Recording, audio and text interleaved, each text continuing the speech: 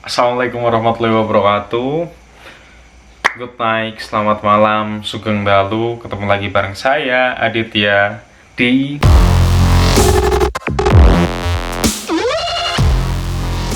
Oke, pada kesempatan kali ini saya pengen membahas soal momen-momen emosional PPDB Jateng dan juga di balik layar MPLS 2020.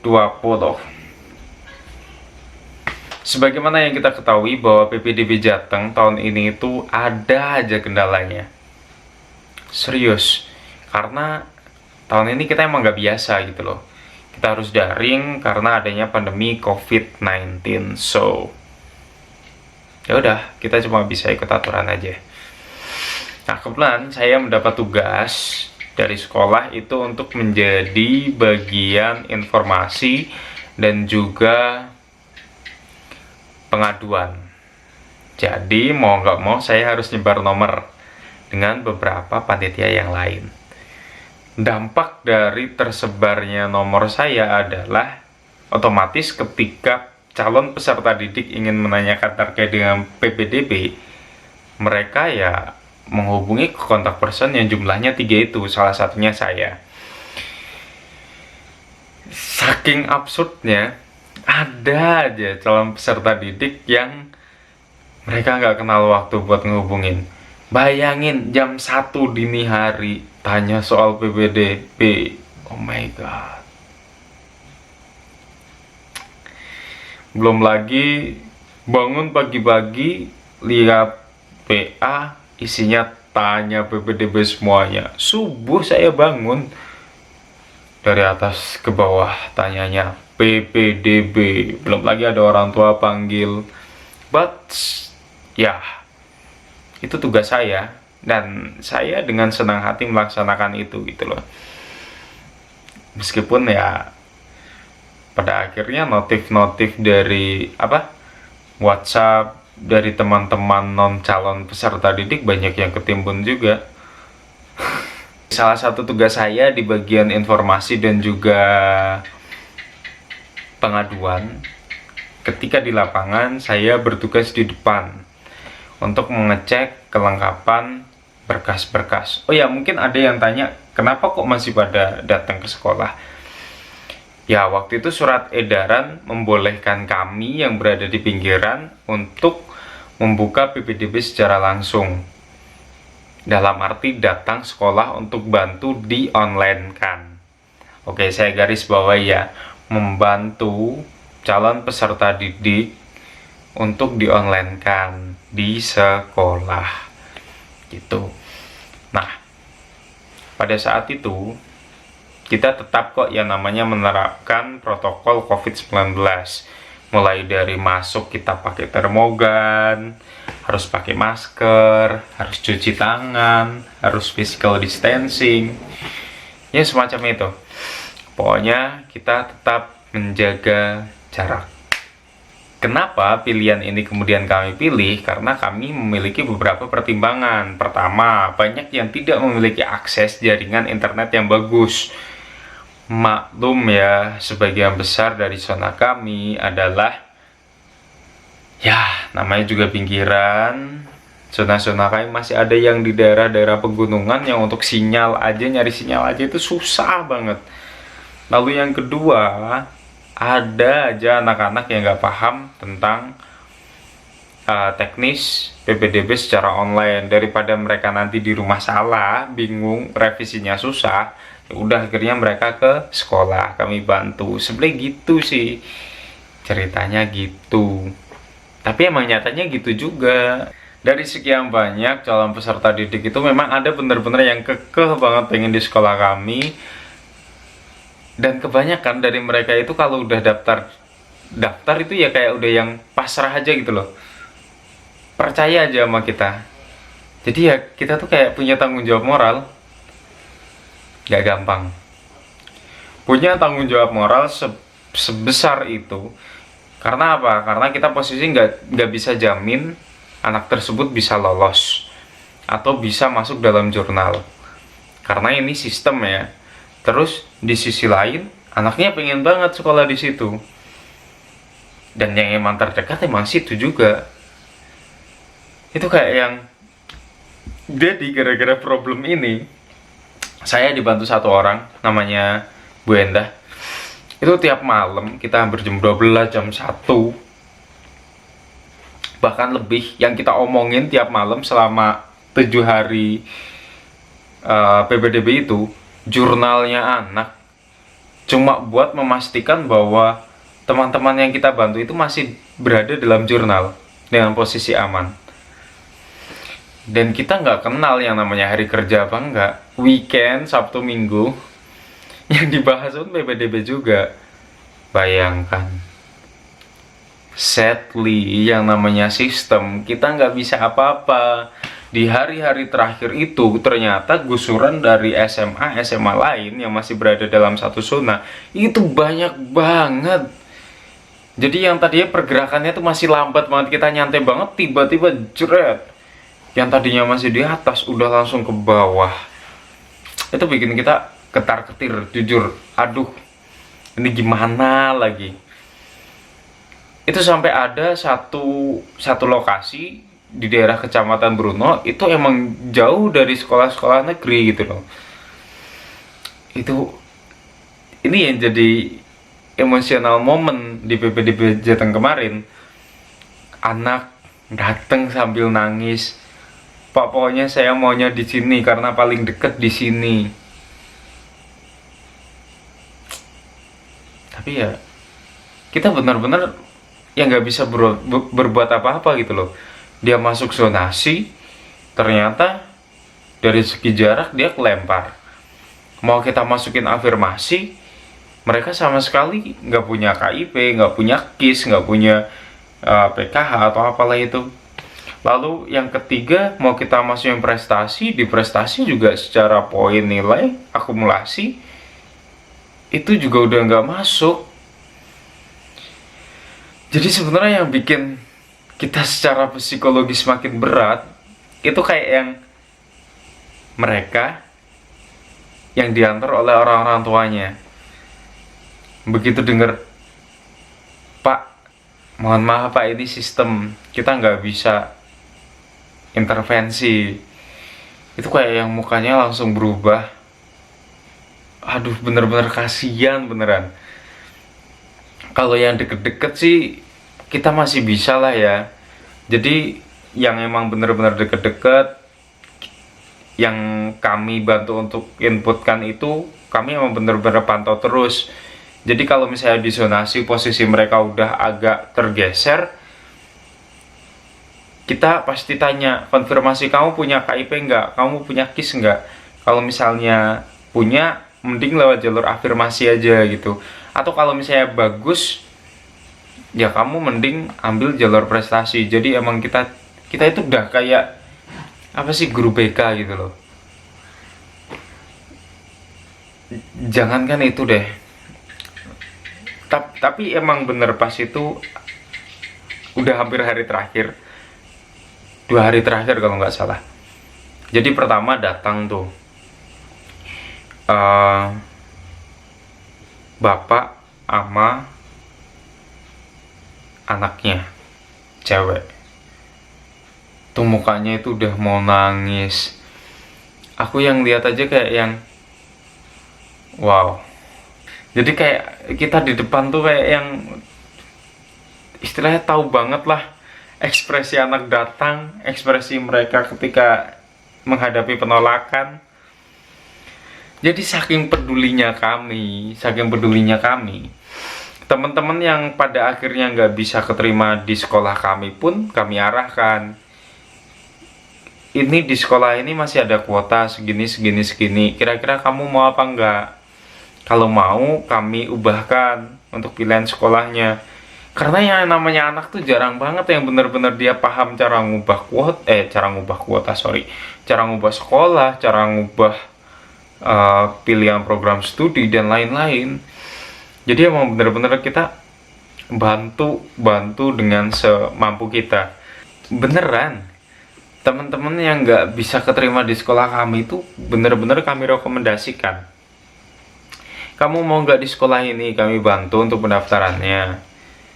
Pokoknya kamu tinggal terima beres. Saking pedulinya kita itu loh. Takut mereka nggak dapat sekolah negeri. Ada juga yang dia udah pindah ke sekolah lain, tanya masalah PPDB pun juga tetap di kita. Tapi ya kita tetap jawab gitu loh. Betapa baiknya kami. Coba di tempat lain mungkin udah kayak ya terserah anaknya gitu loh. Ya itulah sih, karena aku punya prinsip, ketika aku kerja usahakan aku kerja dengan hati, because we need more than effort, but we need to put our heart to finish all of this. Tapi ada juga yang bikin saya tuh kayak yang miris gitu loh. Ada yang udah keterima di jurnal ada, tapi nggak daftar ulang. Malah daftar di swasta. Maksudku, ya kalau misalnya emang dari awal nggak niat daftar di sekolah, kenapa sih nggak yang dari awal aja gitu? Karena kasihan teman-teman yang emang udah punya niat, punya effort, punya passion untuk sekolah di situ, pada akhirnya nggak bisa masuk gara-gara mereka. Dan akhirnya mereka harus memilih pilihan yang sebenarnya bukan jadi pilihan utama mereka gitu loh. Buat teman-teman yang pada akhirnya keterima, saya cuma mau bilang gini. Berada di sekolahmu sekarang ini, itu adalah privilege yang gak semua orang bisa merasakannya. Banyak orang yang dia harus rela nangis, rela kecewa, rela sakit hati, gara-gara penolakan, gara-gara terlempar oleh sistem. Dan kalian mendapatkan itu dengan jalan yang boleh dikatakan cukup mudah, karena rumah kalian dekat, karena nilai kalian mungkin tinggi, atau kalian punya syarat-syarat afirmasi. Gunakan privilege itu sebaik-baiknya gitu loh. Jangan sampai kamu udah diterima di sekolah tersebut, terus kamu sekolahnya males-malesan. No. Karena banyak teman-temanmu di luar sana yang pengen menduduki posisimu sekarang. Camkan itu. Itu masalah PPDB. So we will move to MPLS. PPDB banyak drama, MPLS nggak kalah drama juga. Saya bersama dengan tim, oh ya BTW, thank you atas sinerginya teman-teman panitia, pada akhirnya PPDB yang banyak drama itu bisa terlewati dengan baik. Thank you banget. And now move to MPLS. Saya dengan tim revisi jadwal MPLS itu kalau nggak salah sampai 5 kali deh. Karena ya surat edaran dari provinsi itu datang tiba-tiba. Sering banget datang tiba-tiba di masa pandemi kayak gini. Ada perubahan kebijakan dan sebagainya. Akhirnya ya kadang orang mikir, apa sih susahnya bikin jadwal? Awalnya kan gini, dari provinsi membolehkan untuk ada MPLS tatap muka selama 2 jam maksimal perharinya. Nah, kita udah bikin jadwal tuh. Kita bikin 6 gugus, masing-masing hari itu yang berangkat 2 gugus. Jadi hari Senin gugus 1, gugus 2, hari Selasa gugus 3, gugus 4, dan hari Rabunya gugus 5 dan gugus 6. Kita udah bikin jadwal tuh. Pokoknya yang gugus 1, 2 hari Senin agendanya ini, hari Selasanya daring agendanya ini, hari ketiganya daring agendanya ini. Jadi masing-masing gugus itu mereka 1 kali tatap muka dan 2 daring. Itu sampai hari pertama keputusannya masih seperti itu. Kemudian di menjelang hari kedua MPLS, ada surat edaran dari provinsi bahwa semua MPLS tatap muka harus dihentikan.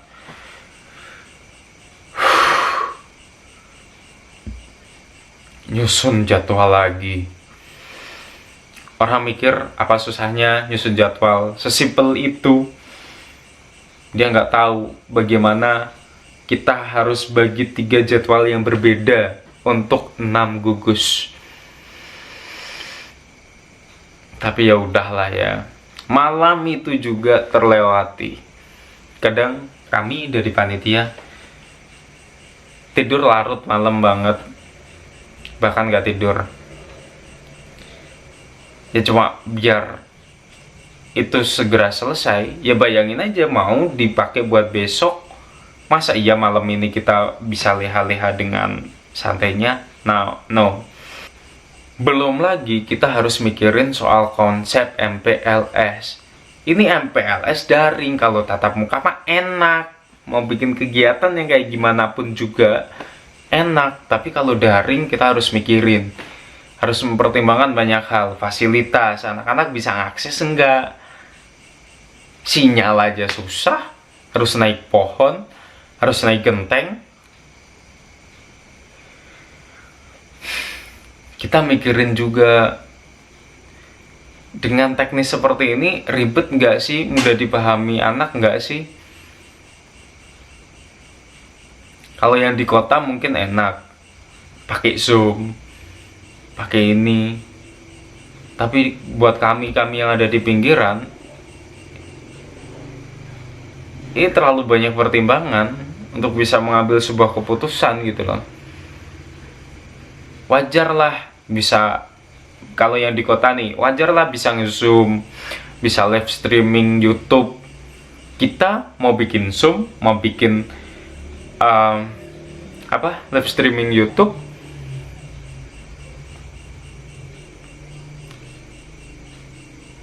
banyak yang mikirin kuota gimana.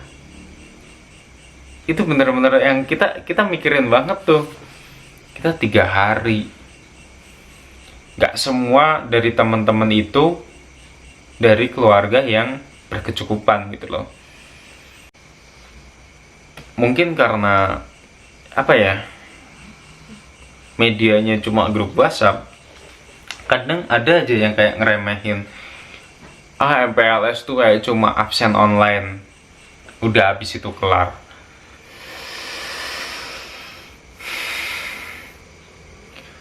Kadang saya nggak habis pikir. Ada aja orang yang dimudahkan tapi nggak paham dimudahkan. Ada juga yang mungkin akan berpikir, enak ya pemandu gugus cuma nyuruh-nyuruh doang. Hell yeah. Kebetulan saya jadi koordinator pemandu gugus juga. Pemandu gugus itu teman-teman OSIS.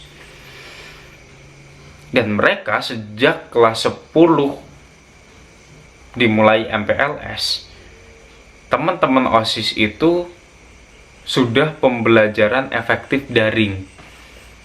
Bisa bayangin, mereka harus bagi tugas, mengerjakan tugas-tugas dari guru, sementara mereka juga harus mantau grup gugus dari jam 0800 sampai jam 15.30. Ya, kadang orang tuh nggak pernah mikir gitu loh. Gimana susahnya ngehandle 36 siswa dalam gugus dengan karakter yang berbeda-beda, dengan kemauan yang banyak, beragam. No, kita nggak bisa memuaskan semuanya. Yang bisa kita lakukan adalah melayani sebaik mungkin. Gimana caranya materi itu bisa tersampaikan dengan baik, bisa dipahami oleh calon peserta didik dengan baik, dan juga bisa menyiapkan calon peserta didik itu untuk beradaptasi dengan sekolah mereka yang baru. Tapi kadang ada yang nggak bisa sadar sampai sejauh itu. Oh iya, menghadapi anak-anak baru itu juga bukan hal yang gampang. Kayak kasus kemarin tuh yang di Jawa Barat, gara-gara kelakuan manusia toksik, bocil-bocil toksik. Mereka nggak paham esensi dari MPLS itu apa. Kalau digugus gimana ya? Saya sih biasanya nginstruksiin ke teman-teman pandu gugus, kalau ada yang sedikit toksik kadeja, silakan untuk bisa diingatkan. Karena kadang kita mikir, cuma gitu aja. Nah itu karena kita terbiasa berpikir cuma gitu aja, kadang kita jadi menyepelekan gitu loh. Itu jadi kebiasaan yang jelek. Karena saya paham banyak sekali anak-anak sekarang yang toksik. Dan tujuan dari pendidikan adalah mengubah kepribadian, membentuk kepribadian, membentuk karakter, membentuk etika. Jadi saya pengen menekankan kepada teman-teman bahwa bedanya orang berpendidikan dengan tidak, itu adalah dilihat dari etikanya. Orang yang bersekolah belum tentu orang yang berpendidikan. Got it? Tahu perbedaannya? Mungkin kalian bisa compare ini. Selama kamu tidak bisa menjaga etika dan attitude, maka kamu nggak bisa disebut sebagai orang yang berpendidikan. Sekalipun status kamu adalah sebagai seorang pelajar SMA atau SMP atau kuliah.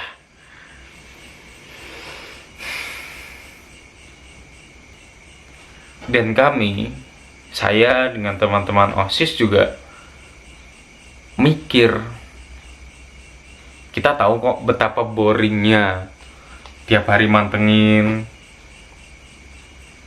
WhatsApp,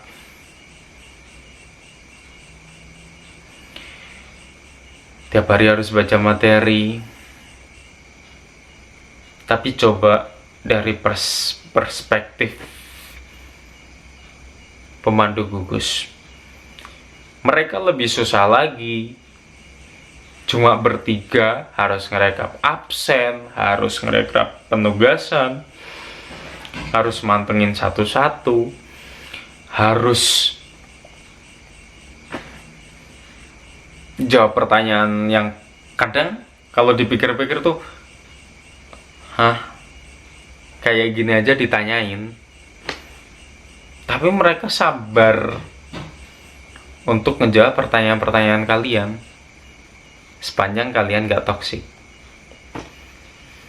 Gitu. Dan saya baru tahu juga,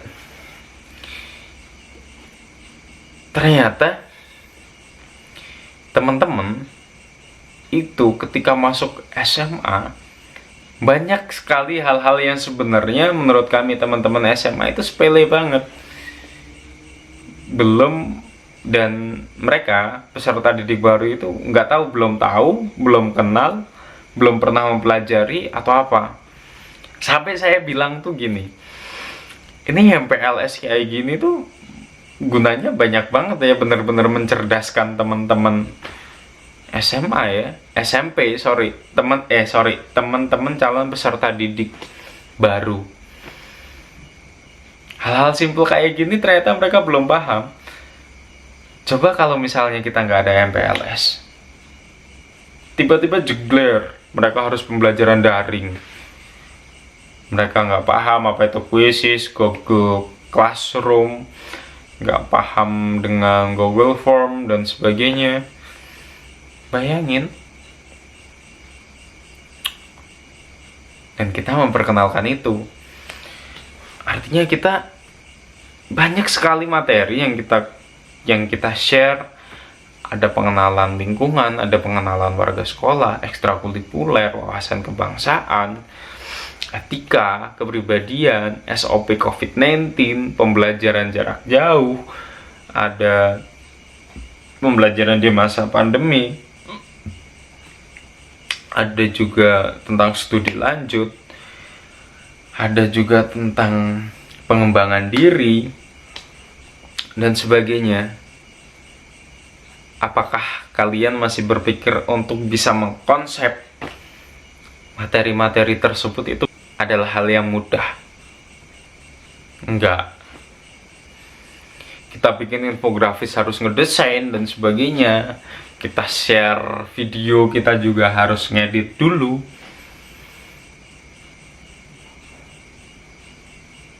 Oke, kalian boleh tidak suka dengan konsepnya, tapi kalian tidak memiliki hak untuk menyepelekan apa yang sudah diusahakan oleh orang lain. Jadi makanya kadang saya pribadi tuh gemes banget kalau lihat di berita-berita gitu. Sering tuh saya lihat di Instagram ada yang komen soal MPLS. Misalnya ada pemateri lagi nge-live Zoom, siswa barunya tiduran sambil makan, ditinggal apalah. Itu kayak rasa menghargainya tuh kurang banget. Etika sopan santunnya itu nggak ada gitu loh. Untungnya kami pakainya grup WhatsApp. Mereka mau gimana nggak terlalu kentara.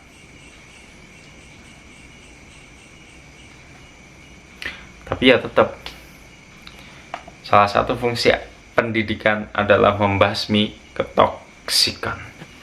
Kalian enak setelah MPLS kelar MPLS hari itu maksudnya.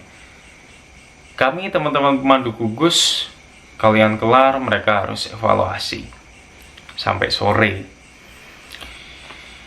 Biasanya MPLS tahun sebelumnya kita di closing ceremony itu ada aja acaranya, menerbangkan balon. Kalau yang tahun kemarin itu kita menerbangkan burung, tahun ini kita nggak bisa ngapa-ngapain, tapi kita pengen banget gimana caranya momen yang cuma sekali seumur hidup ini bisa tetap berkesan. Akhirnya kita bikin suatu konsep acara teman-teman pemandu gugus untuk bisa membuat sebuah closing ceremony yang mungkin bisa dikenang. Mungkin buat sebagian orang, apa sih gaji?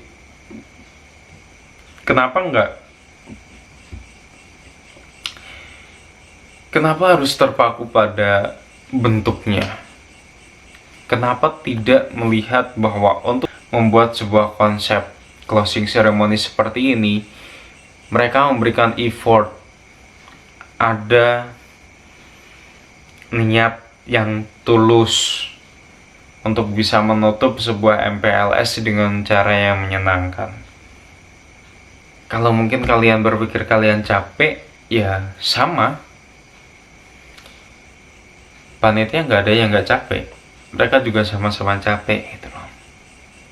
Tapi itulah keriuhan, kehiruk pikukan di balik layar MPLS 2020. By the way, terlepas dari itu semua, congrats buat kalian PBDB udah, MPLS udah resmi jadi siswa SMA. Tunjukkan bahwa kamu memang deserve, bahwa kamu memang layak untuk menjadi siswa di sekolah ini. Tunjukkan prestasi dan keberhasilan. Sekali lagi, bukan ketoksikan. Oke. Terakhir dari saya, selamat berjuang. Biasakanlah untuk bisa menghargai orang lain, dan jangan terlalu mudah menyepelekan sesuatu. Ketemu lagi dengan saya di konten-konten berikutnya. See ya.